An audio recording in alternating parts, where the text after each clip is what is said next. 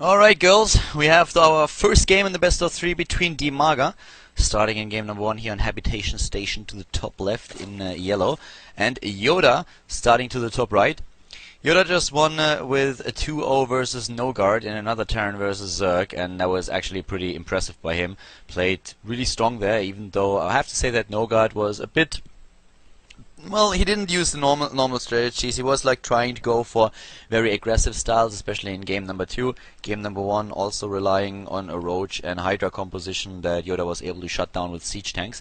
But now we have a pretty different ball game on our hands with Dimaga playing his first game here. He had a free win in the first round, and now in the second round he has to face the Korean player, so it's going to be pretty tricky. It's the WCS Europe qualifier, and for everybody who's wondering why a Korean player is currently participating in here, it's the wildcard qualifier, the ladder qualifier, and that means that the players that have 200 wins in the ladder in the season can participate in the qualifier regardless of where they are from. So Yoda currently playing from Korea has definitely a bit of lag and a bit of a delay that can come into play later on. Dimaga was already joking, was like saying I wished him like good luck and have fun for the match, and he's like, yeah, I definitely need the good luck here. And I think he sells himself short a little bit, but so far he really didn't have a lot of luck in the other qualifiers, and it's a pretty tough bracket that he's currently in. So it's not going to be easy to best Yoga here. Yoda. Yeah, Yoda might do some yoga, but his nickname is still Yoda, not Yoga. So we have the refinery here for gas, and Dimaga already with a quick overlord moving in and gonna double check that. He himself starts with the hatch first. Exactly the build that you would expect, with a very interesting placing for the spawning pool here between the two Vespene geysers. Haven't seen that in quite some time. But yeah, so Overlord is just going to move in and confirms that there is gas, so he's already expecting Reapers here. That's kind of the go-to build for Terran, and especially if you're playing the style that Yoda plays, this is kind of what you would expect in this situation. So we're gonna look what exactly is gonna happen here for Yoda. Most likely just gonna start with his own expansion once again, maybe on the low ground again. Actually, that's probably what's gonna happen here. It looks very much like the CC is gonna be dropped in a second, and there it is. Yep, here we go. Spotted already by the Overlord, so Dimaga is absolutely in the know what's going on here. Reactor being started after that. Yoda going for exactly the same build that he used against No Guard. There's also no reason for him to really change things up, but I expect that from Dimaga we will see a little bit of a different style. Maybe a queen build with 4 queens and then a delayed gas, but I highly doubt that Dimaga will build 6 queens in total and really try to rely this heavily on them for the early defense against Reapers and potential Hellions. So far, the only thing that's happening is the Reaper trying to piss off Dimaga a little bit and maybe even sneak in to get a drone kill. And that drone is in a very unfortunate spot, but with an Extractor it should be able to save itself. Yep, there we go. So Extractor already built, immediately cancelled. The usual early game start. And we indeed have 4 queens at the beginning. So we have the queen at number 3 and number 4 already queued up. In the main base for Yoda we have second gas already taken. We will see him with not only the factory but then also straight the starport. And we saw him already in the games before with a very early third command center that we might see here as soon as he gets rid of that Overlord. The Marines are actually getting really close to killing the Overlord, and if they are hovering over there they might get the final shots in. That's what they're trying to, and Dimaga realizes that this is a little bit too close for comfort and immediately moves back, but in the end it's all good. But yeah, it could very well be that we are seeing the third CC started for Yoda right away. But it looks like this time he wants to put the preference on his tech because of the priority here, since he has the starport already lined up, and with this double gas that we have and also the tech lab being started, we could very well see him go into a bit of a Banshee harass here. And it very much looks like this is what's going to happen. So Yoda changing things up a little bit compared to the games that he played against No Guard. And that is going to help him. Whereas Dimaga, on the other hand, a player that in the past was always relying on his own personal style, especially it showed in the matchup against Protoss, where he was one of the few that was relying on Banelings instead of Roaches, is now going into a Roach Warren build. And I'm not expecting a Roach push from Dimaga because, first of all, I do not think that he assumes he can take down Yoda with such a strategy. I think he will have to play it out in the late game, and that's also where the delay is going to come more into play. So you have to not only play your opponent's race, but also his location a little bit, and if you want to succeed in the qualifier. We have probably just a few roaches to deal as a task force against his opponent's Hellions. And there's already the third base. That's the base that you want to save. Taking the gold minerals here is really important. But what we have for Yoda is now the first Banshee. And Banshee and Cloak works quite well on Habitation Station. First of all, you can put even more pressure on that gold base. You really want to deny the gold base to the Zerg player. And it's much easier to do that with air units than with anything else. So the Banshees here could already do a whole lot. And what he really would like to do is, of course, take down a few queens. That would be absolutely amazing for him. And that's where then also the Hellions come into play. Banshee has been spotted by the base already, by the building hatch. But, well, here we go in the main base, and the first shot's going off immediately. So a couple of drone kills coming in, 2 so far. Latex started.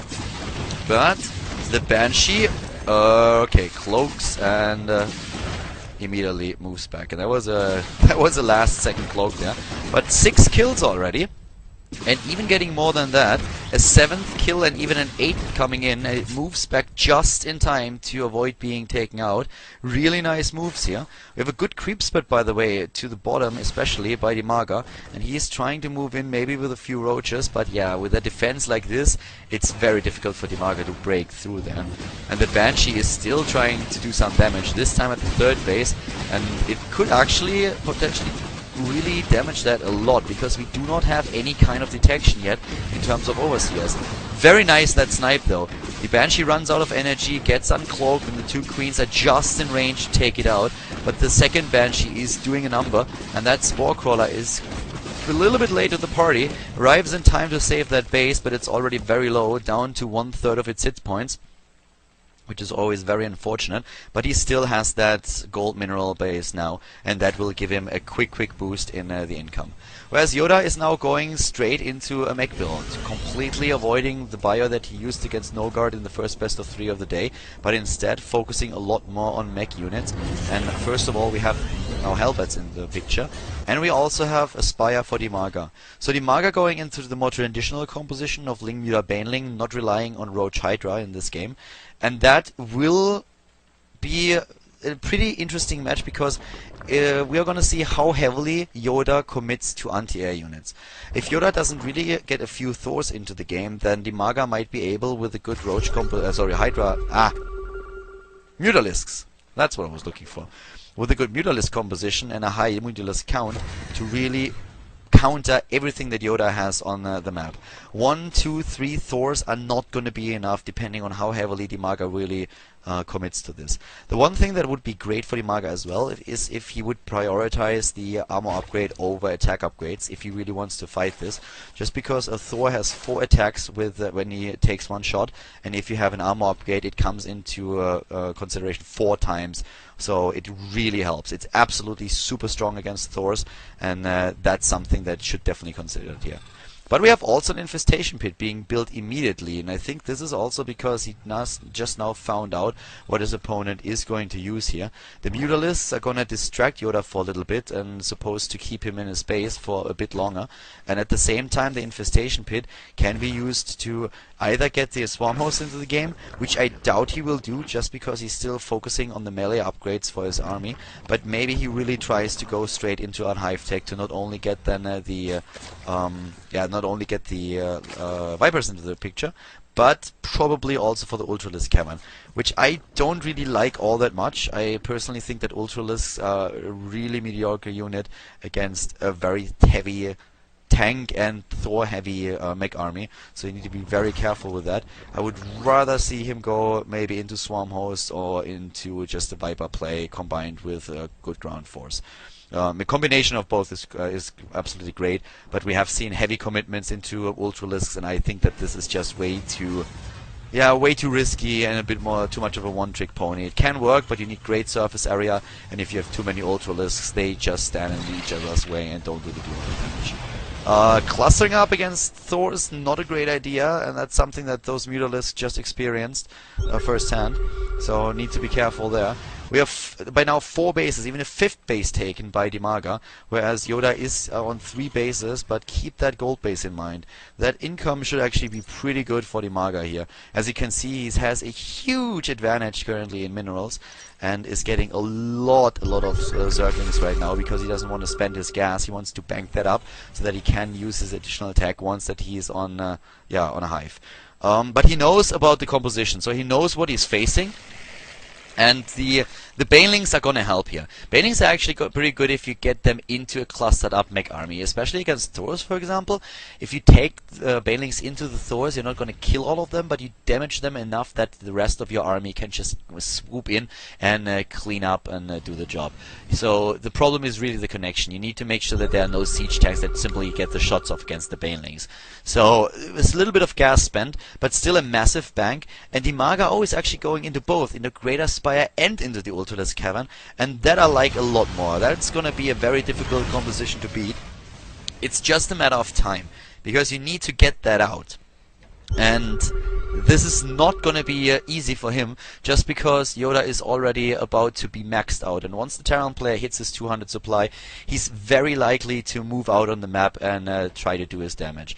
So it's gonna be a little bit tricky for Dimaga to really get his composition into play. He might have to sack a base if Yoda really decides to go for it. But right now we have even more drones being built for Dimaga, and I actually think that this is a bit of a misstep. But he's actually gonna probably build more spines and spores. Because if he really tries to rely on an economy that is based around 95 harvesters, while he has already a big bank, then he's limiting his potential supply in armies significantly. And I really don't think that's what he should do here. We have a few Thors being built, but you can already see that army supply is heavily in Yoda's favor. Dimaga needs to get rid of those drones. He has way too many. 95, that is way too much. And I am not quite sure if he realizes that. This army is absolutely massive. Huge spike here for a second, maybe caused by all that stuff that's happening on the screen now. A bit of lag spikes earlier, but yeah. This is a massive composition. I don't think that Dimaga is droning even more. He cannot afford to drone. Yoda is doing him a favor taking these drones out, and this is what I was talking about earlier. The Ultralists are just standing in each other's way, blocking each other. Dimaga is now moving in the Banelings with really good connects, taking out huge chunks of Yoda's army. And now the Mutalisks are moving in together with those Corruptors, taking down the Banshees that we have. So Dimaga is in a position where he can take down an army. I was very much afraid that he would lose the game here, just because he didn't really have a lot of units. Couldn't fight, loses one base, but he's probably going to be fine with that. Resources lost are absolutely okay for a Zerg player with such a good economy.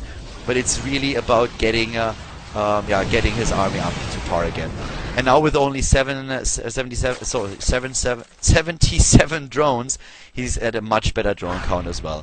Yeah, he droned up way too heavily there. And as I said earlier, Yoda did him a favor by killing the harvesters. Because having 95 to nearly 100 drones that he had, that is absolutely insane if you go up against a Terran player that has a very low harvester count. So Dimaga now suddenly finds himself in a very good spot. A great army that he has a lead of 20 supply. Army supply is also ahead for him, and he is on top of things in a spot where he has the much better income right now because of the extra bases. He lost one base, but he's still looking at 4, and he has a very good saturation. Yoda is getting a lot of additional command centers into the game that can, first of all, be used to block the path of his opponent, maybe even a planetary being built later, or you just send them over and get those additional bases for the income. But now the air units are being taken out here, and the planetary is already defending everything. But once we have the Broodlords in the game, it's going to be much more difficult for Yoda to really deal with this. On the other hand, he's already heading straight into a Viking composition, and with the Vikings, Dimaga needs to be careful how many Broodlords he morphs. At this point, he didn't morph any. He's still relying on the rest of his army and only uses the Corruptors to keep those Vikings at bay, and also of course use corruption against the entire army that we have there. The Banshees are also one of the priority targets for him. So he's doing a pretty decent job, and he's once again of course expanding, and as you can see he's expanding all over the map. He's really trying to take the entire map right now, and Dimaga has a very nice position here. The one thing that he's lacking is gas, so he needs a little few more of his Vespene Geysers here to really make sure that he gets a good gas income and that he can keep that up with his mineral income. But we have also now the gold base taken for Yoda. And this is something where Dimaga needs to try to take that out. And this is where Broodlords come into play. Because they can just siege up over here and take down everything right there. If you have Broodlords and Corruptors, you can make that work. But for now, we have actually a little bit of a fight going on between Vikings and between Corruptors there. One Banshee goes down. And so far, nice micro that we see here from Dimaga. Having a couple of really great shots against those Vikings. And he has currently the better position with his bank and money, so he doesn't have to trade absolutely cost efficiently. And we even see him with upgrades for Enduring Locust. So Swarm Hosts might be the weapon of choice here. And with even a Spire being started, another one, we will see double upgrades. So he has taken those extra gases, no saturation there just yet, but this is exactly what he needs. And there we go. He doesn't really need the additional minerals. He has 3,000 already. It's all about the gas. It's all about taking the extra gas and just getting those upgrades, getting those tech-heavy units out there, whereas Yoda is just scanning everything. He's just pinging all over the map, getting those scans in, and Dimaga is trying to deny his opponent as many bases as he possibly can. Actually, looking at this, we have even in a Hydralist then build. If he builds a few Hydras and also Broodlords, I think we have seen every single unit that Zergs have in their arsenal being used by Dimaga in this game. At least we're close. We didn't see Infestors yet, but we might later on in the game. Vipers are, of course, also pretty decent, but actually, as I said, 1 or 2 Broodlords would go a long way to just put some pressure on the space over here. But Dimaga is moving in right now, wants to take this. Another planetary is being built, the siege tanks are being taken out, but we have a lot of Vikings here. And do the Corruptors, is it really in a spot where they can take them out? I do not think so, with the support of the Thors here at the bottom. And Dimaga is losing a lot of his supply. He has 2,000 gas now and can immediately just max out if he wants to, but he is not trading very cost efficiently here. He lost 22,000 resources against 15,000, and that was definitely not a good trade for him. That was very risky what he did there, throwing away the army like this, and it leaves him a little bit vulnerable. He has the lava count, if I'm not mistaken. He has 27, so he's going into 26 drones. What the hell are you doing, Dimaga? I guess he's probably crawling up now, because that doesn't make a lot of sense. He cannot... Like, if you build spines and spores, that's okay, but 94 harvesters, you do not need 94 harvesters if you have 4,000 minerals. He built 12 Ultralisks and is still at 700 minerals. There is no need for him to saturate all of these bases, and it's very dangerous because you limit your maximum army supply. There, okay, there we go. There go the Spore Crawlers. He's building more and more of those. That makes a lot more sense. 9 Spore Crawlers, 10. Going down to 84 harvesters again. So, oh, he's going to 210 supply, okay. So, looking at the army supply, it's 116 against 91. But if Yoda maxes out here, he will have the lead in army supply. So, still tricky.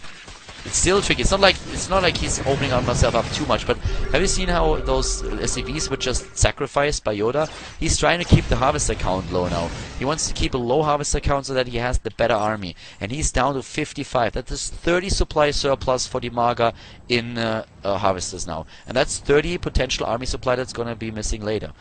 A lot of Ultralisks are being used here, and Ultralisks will have a tough time to really move in against all those planetaries. As soon as they get close enough to the siege tanks, it's going to be a bit of a different story. At least if the Vipers, do we still have Vipers? I do not think that we have Vipers there. Vipers would be amazing for Blinding Clouds right now. We have 3 Vipers. Okay, he has 3 Vipers left, and if he gets Blinding Clouds off against these positions, one here, maybe another one over there, that would be absolutely incredible. Then he could shut this down absolutely easily. Vipers, there's one. Where are the other Vipers? Actually not sure where they are, but there are the scans. Yoda is still waiting for his opponent to attack into this, and we have a lot of Vikings here. But that also means that the Vikings can't help out with the ground battle. It kills all of the Corruptors, and it will kill all of the Vipers too, if they are not careful, but it helps him against his opponents. Yeah, it just soaks up a lot of supply. So that's going to be a huge factor in the next game. Still a lot of drones here for Dimaga. He's once again up at 3,000, 4,000, but he needs to somehow really win this battle. And I like the idea of having a few Broodlords. I really still like an air composition. We have now even a fusion core being built for Yoda. He wants to go into this air battle. Here come those Blinding Clouds that I was talking about. Great Blinding Clouds. Absolutely amazing. And now it's time for the Ultralisks. Ultras moving in, Queens going straight for the transfuse, the Vikings trying to help out as well, but Dimaga is once again getting rolled here. He is losing so much in these fights. Oh, damn. That is brutal. 33,000 resources lost against 22,000. 46 Mutalisks. Dimaga decides it's time for a massive amount of air units. And he has +3 attack lined up. In terms of armor, he has +2. So he's on +2/+2. And goes for a massive amount of Mutalisks, and he should probably just shut this down immediately. Try to shut down the income. He knows that he has an incredible income, a much better income than his opponent. So if he kills that gold base here, and he should be able to do that quite easily, then he can just move forward and starve his opponent. That would be a nice move here. Ultralisk, I'm not a fan, we just saw why, but the Blinding Clouds were amazing and that helped him a lot in the last battle. More Thors are being built. Dimaga would really be well advised to use that bit of a time that he has, but it seems like he wants to kill the big chunk of the army here. And he's moving in right now, trying to Blinding Cloud, and whoa, this is gonna be quite the battle. Yoda is losing most of his air units already, and that's the GG, as Yoda is completely blindsided, did not expect that. There are not enough Thors, not enough damage against this. Most of the Ravens were out of energy, there were no additional point defense drones anymore, and with only siege tanks on the ground, the Mutalisk switch for the win, took down Yoda, and Dimaga takes a 1-0 lead against the Korean.